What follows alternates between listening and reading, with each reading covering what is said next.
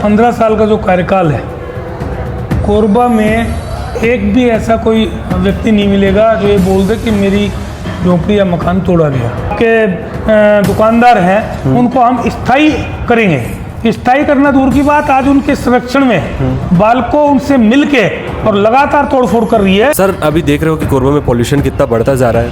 Sir Chhattisgarh में इतने सारे मंत्री हैं, आपके हिसाब से अच्छा कौन है आपके हिसाब से? कोरबा के अधिकांश गार्डन हम नहीं बनाए। सर नक्सली क्षेत्र में जाकर काम करना आपके लिए डर नहीं लगा आपको कभी लाइफ में?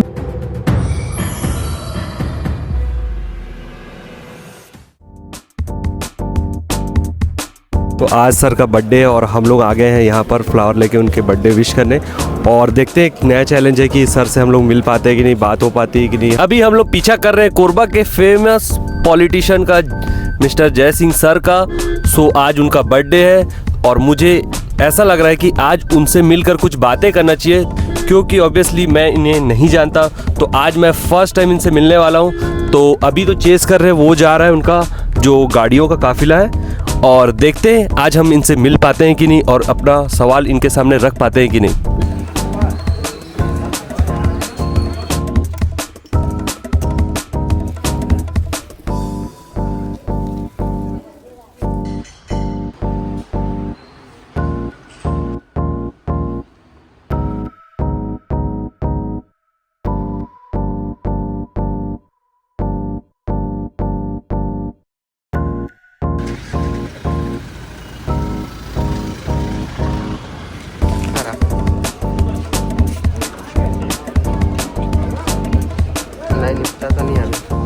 तो आज सर का बर्थडे है और हम लोग आ गए हैं यहाँ पर फ्लावर लेके उनके बर्थडे विश करने, और देखते हैं एक नया चैलेंज है कि सर से हम लोग मिल पाते हैं कि नहीं, बात हो पाती है कि नहीं, हम अपने पॉइंट ऑफ व्यू रख पाते हैं कि नहीं। तो चले चलते हैं। सर का ये पोस्टर्स भी लगे हुए हैं यहाँ पर, और राइट में खाने की व्यवस्था भी चल रही है, लोग खा पी रहे हैं, शायद तक हम लोग भी कुछ खाएंगे इसके बाद।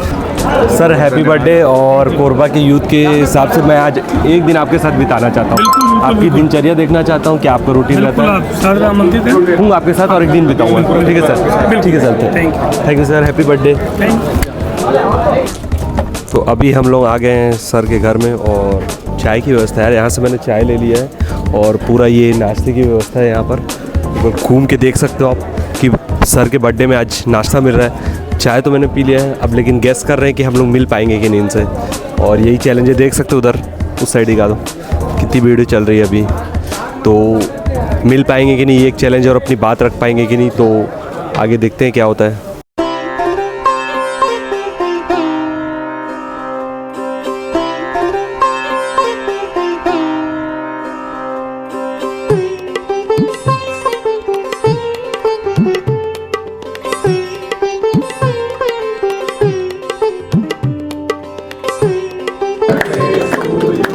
हैप्पी बर्थडे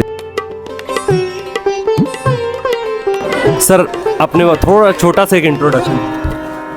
मैं श्याम सुंदर सोनी, पूर्व सभापति नगर निगम कोरबा, वर्तमान में सचिव छत्तीसगढ़ प्रदेश कांग्रेस कमेटी। और सर आज के बारे में बताइए कि आज क्या मूवमेंट हो रहा है?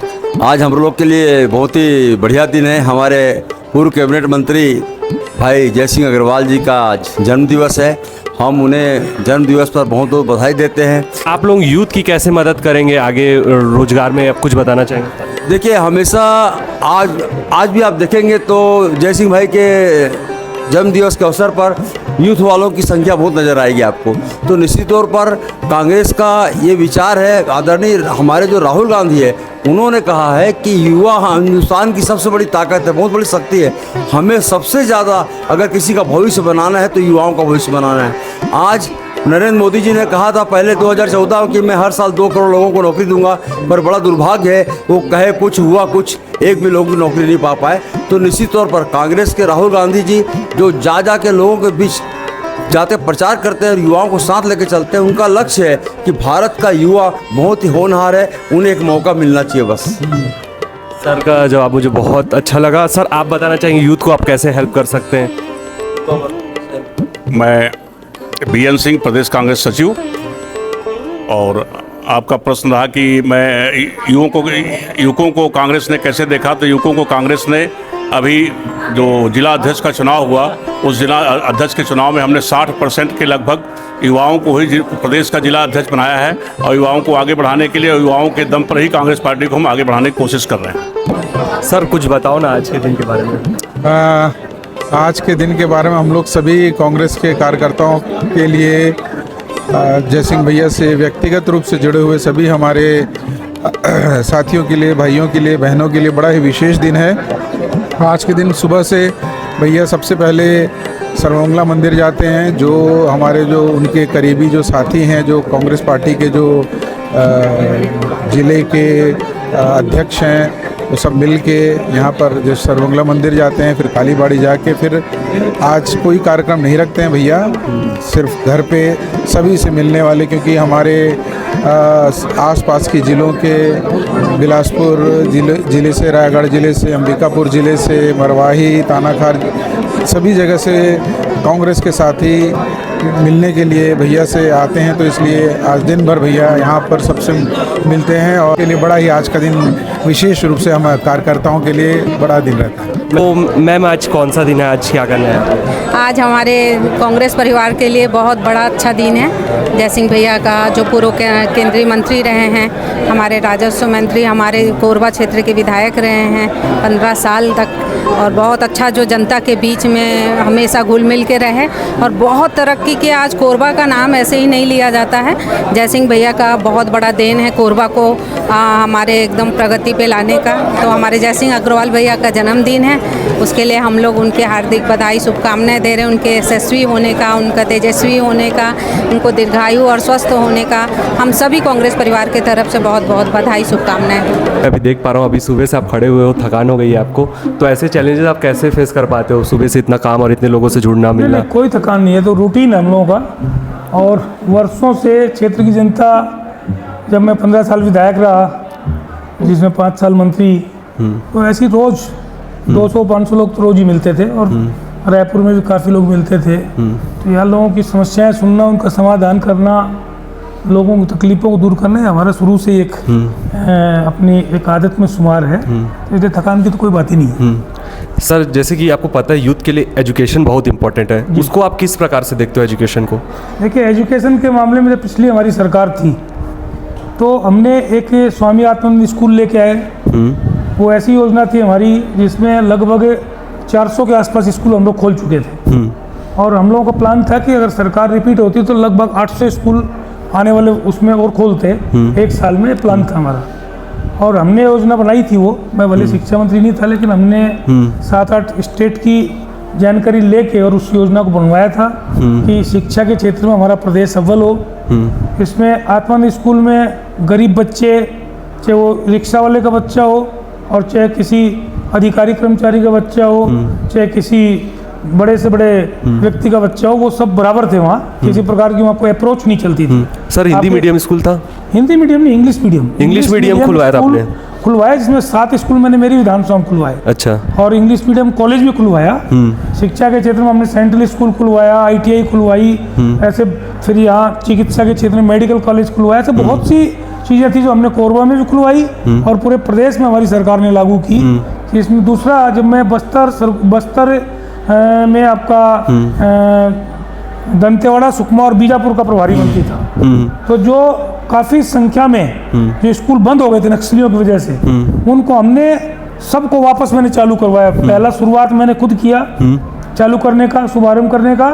और हमने ऐसी योजना बनाई कि जिस गांव में स्कूल था वहीं के जो स्टूडेंट 12th पास किए, उन्हीं को टीचर बनाकर वहाँ रख दिया हमने। अच्छा, ये आपने स्ट्रेटेजी लगाई? जी। बहुत से DMF के माध्यम से भर्ती किए, ताकि वहाँ के बच्चों को पढ़ाने में वहीं के अगर शिक्षक गांव के रहेंगे तो निश्चित तौर पर स्कूल को संचालित कर पाएंगे, उसमें वो नक्सली से डरेंगे नहीं। और वो योजना हमारी सफल रही, और पूरे तीनों जिले में जितने भी जो स्कूल बंद हुए थे उन सबको हमने पुनः चालू किया।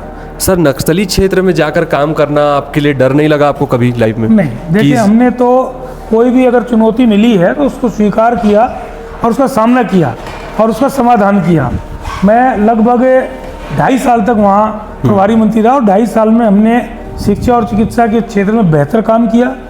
DMF के पैसे का भी खूब सदुपयोग करवाया, काफ़ी काम किया। वहाँ हॉस्पिटलों का जीर्णोद्धार भी करवाया, स्कूल भी खुलवाए, और हमारी सरकार की जो योजना थी हमर क्लिनिक के माध्यम से भी शहरी क्षेत्रों में हमने भरपूर हॉस्पिटल खुलवाए, जिसमें फ्री की दवाइयाँ, फ्री के डॉक्टर जो इलाज करते थे, आज भी हैं। मेरे अच्छा। विधानसभा में कम से कम 35 के आसपास होंगे जो हमने खुलवाए। सर अभी देख रहे हो कि कोरबा में पॉल्यूशन कितना बढ़ता जा रहा है, तो ग्रीनरी के लिए आपने कुछ किया? देखिए, ग्रीनरी के लिए हमने अपनी ही सरकार में हमने विरोध भी किया कि भाई पर्यावरण का संतुलन ठीक होना चाहिए, पर्यावरण की दिशा में काम करने की कोशिश की, लेकिन हमारी सरकार के टाइम में कुछ गलत ढंग के अधिकारी, कुछ ऐसे तत्व यहाँ आ गए थे कोरबा में, जिन लोगों ने प्रदूषण को खराब करने की, पर्यावरण को खराब करने की कोशिश की, और वो वर्तमान में भी सेम स्थिति है आज भी, और उसके खिलाफ हम लोग लड़ाई लड़ेंगे और आपका यहाँ से प्रदूषण को कम करने का पूरा प्रयास हम लोग करेंगे। सर अभी क्या प्रॉब्लम आ रही है पॉल्यूशन को रिलेटेड, जो अभी आप देखिए, देख पा रहे हैं? पॉल्यूशन, मेरी बात सुनिए, केंद्र की भारतीय जनता पार्टी की केंद्र सरकार ने जब 2021 में नया रेजोल्यूशन पास किया कि अब आगे चल के आपके जितने भी पावर प्लांट होंगे उसमें एस्पॉन्ड नहीं बनाए जाएंगे, आपका 100% यूटिलाइजेशन रोड और अन्य कामों में या लो लैंड एरिया में किया जाएगा। तो उन्होंने वो लो लैंड एरिया में करने की बात तो कही, रोडों में भी उपयोग भी हो रहा है, ऐसा नहीं कि नहीं हो रहा है, लेकिन जितना राख निकलती है उसका पूरा का पूरा उपयोग होना संभव नहीं है। उनकी वो योजना फेल है, उनको एस्पॉन्ड फिर से बनाने चाहिए थे, लेकिन वो क्या करते हैं कि लो लैंड एरिया के नाम से शहरी क्षेत्र में भी एस भर देते हैं। ये पिछली सरकार के टाइम भी कुछ गलतियां अधिकारियों ने की, जो भी एसडीएम कलेक्टर है, और वो आज भी वर्तमान में वो गलती लगातार चले आ रही है। जो यहाँ मतलब पावर में जो लोग हैं, वो जैसे मैं मंत्री था तो मैंने उसका विरोध किया, और अभी जो वर्तमान मंत्री हैं वो उसका फेवर करते हैं, मतलब वो अपने लोगों को काम दिलाने के लिए मतलब जगह जगह उस टाइप का प्रयास कर रहे हैं। खुद उनके परिवार के लोग उस काम में लगे हुए हैं कि अपना कमीशन खोरी करके और उस काम में करवा रहे हैं लोग। सर मैं देख रहा हूँ लाइन से लोग आते जा रहे हैं आपके बर्थडे में, यही आपका रूटीन रहता है कि बर्थडे के दिन कि लोग इतने ज़्यादा आते जाते हैं? हाँ, बर्थडे में वैसे काफ़ी संख्या में लोग आते हैं हर साल। हाँ।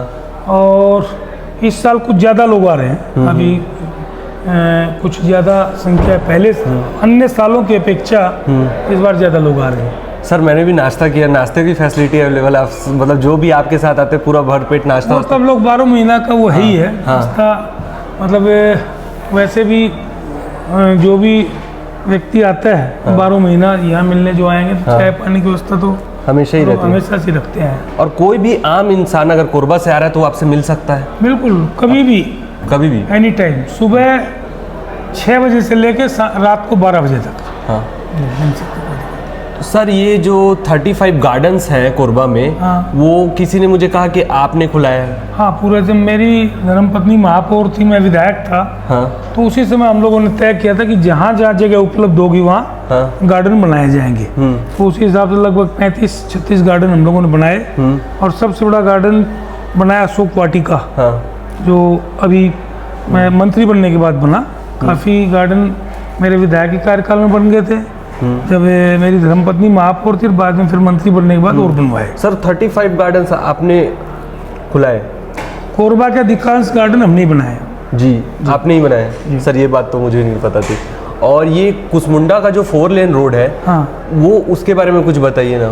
4 लेन सड़क हमने जब कुसमुंडा में जाम लगता था और आए दिन एक्सीडेंट होते थे, तो हमने तय किया था कि जैसी हमारी सरकार आएगी तो हम प्रयास करेंगे कि वहाँ 4 लेन सड़क बने। तो उस टाइम हमको फंड मिलने में थोड़ा दिक्कत गई, तो हमने SECL प्रबंधन पे दबाव बनाया, और SECL से सड़कों के लिए आपका हरदी बाजार से तरदा, तरदा से आपका केनाल रोड से आपका इमली छापर तक की सड़क हमने SECL से 200 करोड़ रुपए लिया। इसके साथ साथ 83 करोड़ रुपए हमने ब्रह्मपुर से दरी डैम के लिए लिया। इसे 3 साल हो गया, उसमें अभी तक निविदा नहीं हुई है, अभी निविदा डली है, ऐसा पता चला है। तो उन्होंने जो ये उस समय के प्रशासनिक कहीं न कहीं ये निष्क्रियता का नतीजा रहा, और हमने कुसमुंडा की 4 लेन सड़क बनाई। जब से सड़क बनी है लगभग 99% एक्सीडेंट खत्म हो गया। सर अभी क्या हाल है उस रोड का, अभी काम क्यों रुक गया वहाँ पर? काम तो रुका हुआ है क्योंकि उस टाइम में जो एक तत्कालीन कलेक्टर थी उसने काम को डिस्टर्ब किया, उसके बाद वो काम रुक गया। दूसरा जो भी कलेक्टर रहे उन लोगों ने जो लैंड एक्विजिशन होना था उस काम को नहीं किया, अधूरा छोड़ दिया, उसकी वजह से वो 50% काम तो उसी में था, तो वो आज भी नहीं हुआ लैंड एक्विजिशन। और अभी निविदा तो दोबारा हो गई है वापस, क्योंकि जो फर्म नागपुर की जो ठेका कंपनी तो चली गई, अपना प्रयास करके समय मतलब उसका काफ़ी लगा, लेकिन उसको साइड उपलब्ध नहीं कराई गई। लेकिन अभी दोबारा रिकॉल किया गया और उसमें वापस निविदा हुई है, लेकिन अभी काम प्रारंभ नहीं हुआ है।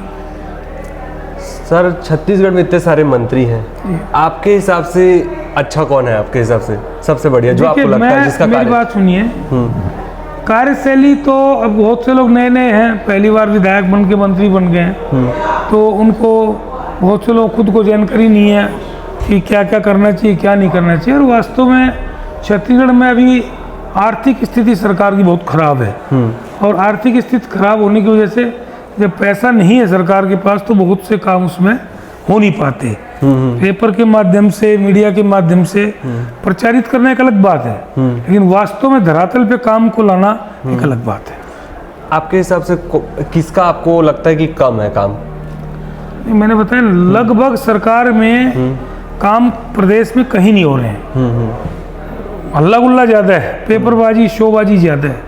जो काम होना चाहिए, जो कार्य योजना होनी चाहिए, आपके बजट तो पास होते हैं, लेकिन बजट का इम्प्लीमेंट नहीं हो पा रहा है, क्रियान्वयन उसका नहीं हो पा रहा है। क्रियान्वयन अगर सही तरीके से हो, क्योंकि क्रियान्वयन इसलिए नहीं हो पा रहा है कि बजट पास करना एक अलग बात है, लेकिन उसके लिए फंड अगर है ही नहीं तो बजट पास करने से फायदा क्या, तो इसलिए उसमें दिक्कतें आ रही है। जैसे अभी अतिक्रमण होता है तो बुलडोज़र जो चलता है, तो आपके टाइम में ऐसा होता था क्या कि बुलडोज़र चलते थे जब अतिक्रमण कोई जगह मिलती थी? देखिए, हमारा 15 साल का जो कार्यकाल है, कोरबा में एक भी ऐसा कोई व्यक्ति नहीं मिलेगा जो ये बोल दे कि मेरी झोपड़ी या मकान तोड़ा गया।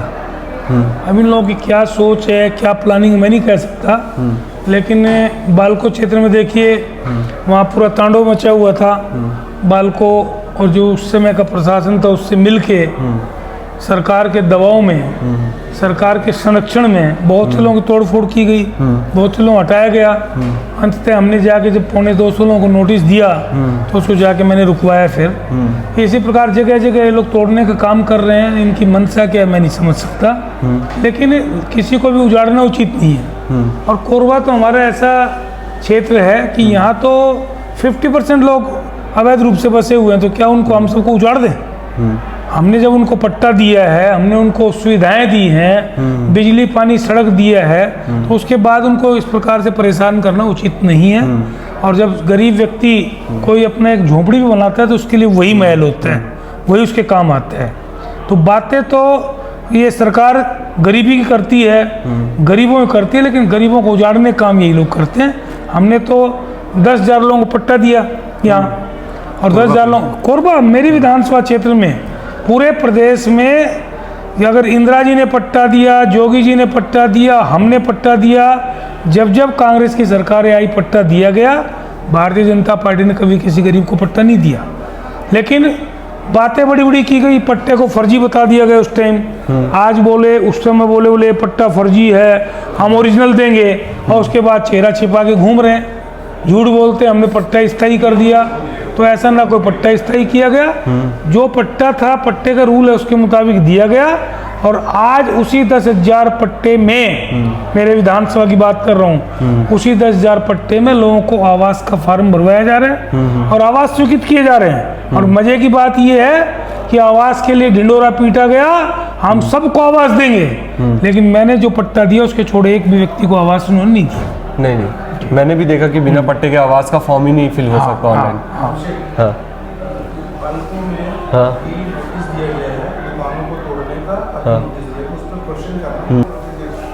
सर अभी बालको में नोटिस दिया गया है दुकानों को तोड़ने का, जो भी वहाँ पर चीज़ें उनको तोड़ने का, तो सर उसके बारे में आपका क्या ओपिनियन है?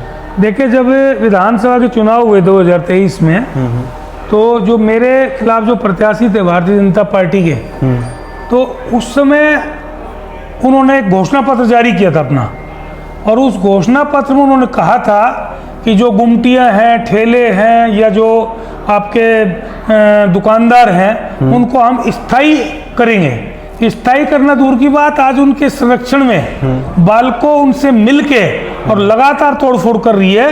लेकिन हमने अभी बालको में 250 लोगों को जाके बचाया। वहाँ हमने हमारे पास आए बालको क्षेत्र के लोग, फिर आम सभा हमने की बालको में, और आम सभा करके हमने 250 लोगों को बचवाया। और आगे भी हमने तय किया है कि जहाँ जहाँ भी ये तोड़फोड़ करेंगे हम उनको बचाने का काम करेंगे। जयसिंह भैया के परमिशन से ले लिया है उनके घर का टूर और दे दिया यार भाई पीछे। तो ये उनका पार्किंग एरिया है आई गेस, और ये इनका गार्डन एरिया है जहाँ इनको वॉक करना पसंद है और पूरा ग्रीनरी पे ध्यान देते हैं। लग रहा है भैया को ग्रीनरी बहुत पसंद है। सो ये ग्रीन एरिया है पूरा, यहाँ फूल एंड फ्लावर्स लगे हैं। और हेल्थ पे भी बहुत ध्यान देते हैं। क्यों ध्यान देते हैं? क्योंकि यहाँ पर है एक जिम।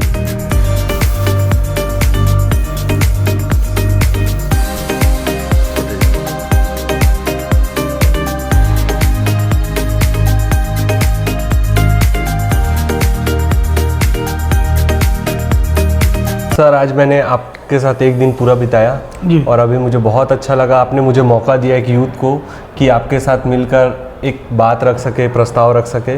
बहुत अच्छा लगा मुझे। लेकिन आपकी लाइफ मुझे बहुत चैलेंजिंग लगी। इस उम्र में भी, इस एज में भी आप इतने यंग हैं अंदर से, जो सारे चैलेंजेस को फेस कर रहे हैं। बिल्कुल बिल्कुल।